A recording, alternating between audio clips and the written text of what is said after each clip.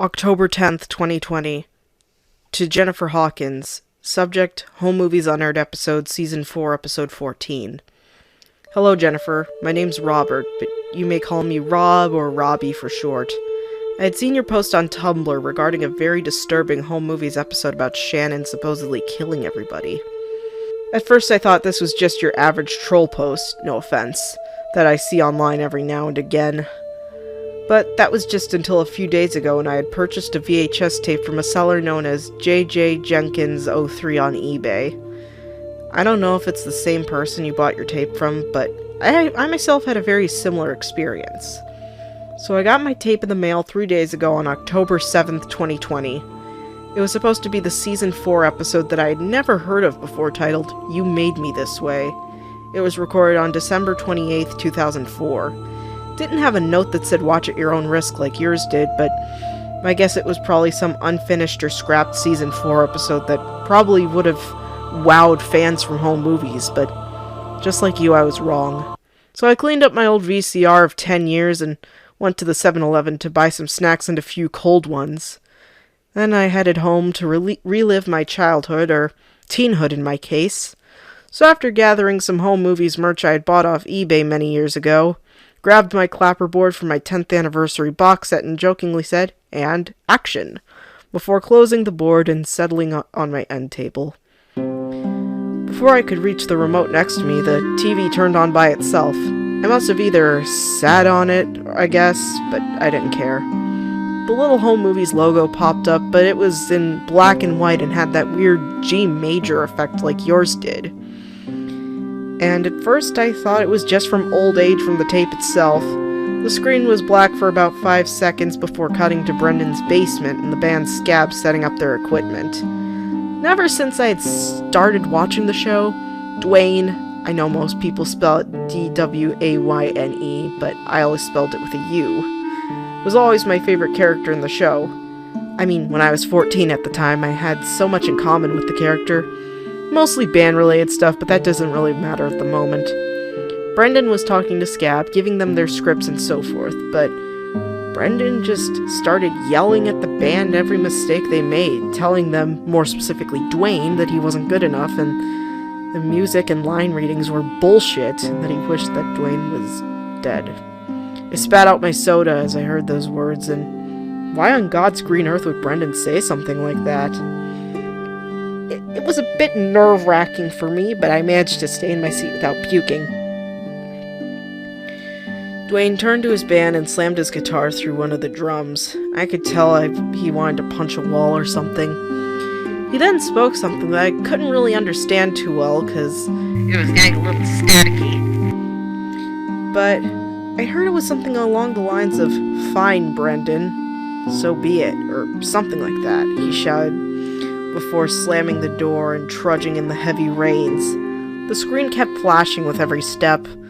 Light kept getting brighter and brighter. It was so bad that I had to grab a pair of sunglasses.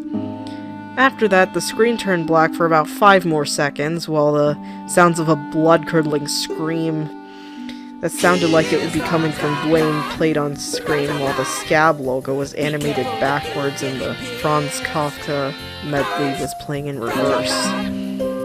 The scene then cut to a very trashed bedroom, with crumpled Scab posters that had been ripped off the wall. Cut to Duane shaking in his bed. He was foaming at the mouth while breathing heavily and sobbing hysterically. My eyes widened. I just wish I were there. Like, going through it all and stuff. I bit my lip as my heart split in half while just staying in my seat. Then a glass smashing sound effect was heard on screen. There was a hole in the window about the size of a fist. Then camera panned to Duane on the floor. Brendan was walking down the street, and I saw Duane running away with a rope. I was expecting Brendan to ask Duane what he was doing, or at the very least apologize for what he said prior, but he just stood there laughing. I knew Brendan could be a tiny bit self-absorbed every now and then, because you know, kids, am I right? But this episode, they wrote him to be a complete douchebag.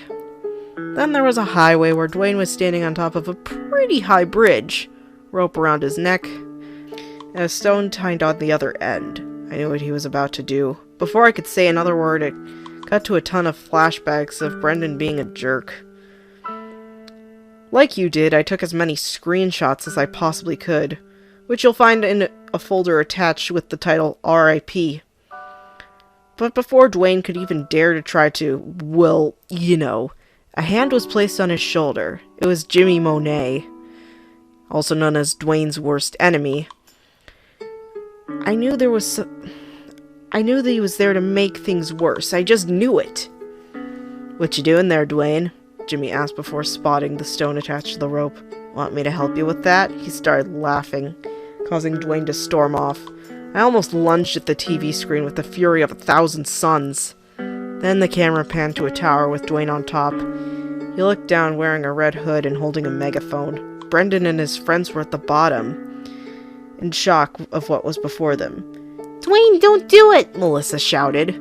"We know Brendan's an asshole and he's been these past few months, but I'm sure you know he wouldn't actually want you to do this." Duane looked down and spotted Brendan. "Look, dude," Brendan said. "I'm sorry I said all those things to you. I should have been a little more considerate, and I wish I could take it all back." He was interrupted by Duane dropping the stone, falling to his death. I dropped my bowl of popcorn in shock, at a loss for words. Static cut on the screen and flashed to an image written with text that said, "I'm sorry, everyone. Rock on." That looked like it was written in blood. The credits then played with a picture of all the home movies characters around a grave. Then I saw something very shocking, to say the least. Shannon was there. He had those black eyes with red pupils and dressed up as the Grim Reaper. At that very moment, I knew you weren't lying. As I finish this message, I'm going to be keeping the tape itself and ripping it to my computer to post to some archive website to preserve its legacy, no matter how fucked up it is. If I or yourself find any more tapes in the future, feel free to contact me or whatever. Yours, Robert. Response to Home Movies Unaired Episode Season 4, Episode 14. Dear Robert, thank you for reaching out to me in regarding to your discovery. It means a lot to hear that someone has found a familiar experience as myself. Makes me feel that I'm not alone in this kind of scenario. First off, I think the seller in question might have been the one I brought my Shannon the Killer tape off of. I don't remember much, sadly. The description does kind of sound like it would be one of those strange unaired episodes. I'll post something to the Tumblr account so most people could see either if they found any more tapes or something. Thank you for your time. Yours, Jennifer Hawkins.